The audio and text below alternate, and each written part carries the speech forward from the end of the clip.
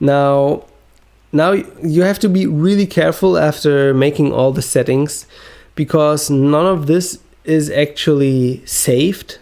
Like I can change the size when pressing right click, of course. But as you will see, like I don't really have this brush selected here. Like this is not really in the list.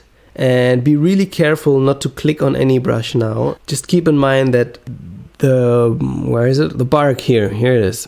The Barky West Africa, that's how I call it. It's not the brush we're having now. It's the very first brush that you saw that is just being like sampled with only the opacity transfer on.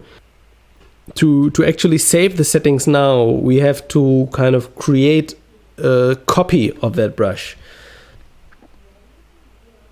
I give this a little bit more like of a pixel size to have it a little bit bigger when I initially use it. And when I'm satisfied with the size compared to my canvas, which is now like 3000 by 3000, it's good to keep that in mind. I press this little button down here, and what this will do is it will actually create a copy with all these settings that are saved, that I changed in the brush settings window. Now I can call this Barky Flow,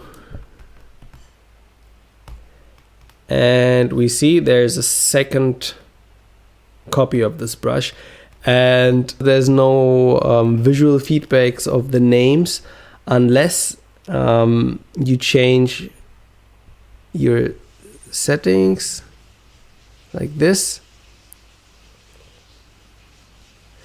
But I usually remember brushes with their name, like their the number of how big they are. So in this case, this one is 1102 pixels. So I know this 1102 pixel brush. So I don't look at the icons or at the strokes. I just turn both of these modules off. There we go. And then I have like a very accessible and quick overview of basically my whole tool palette.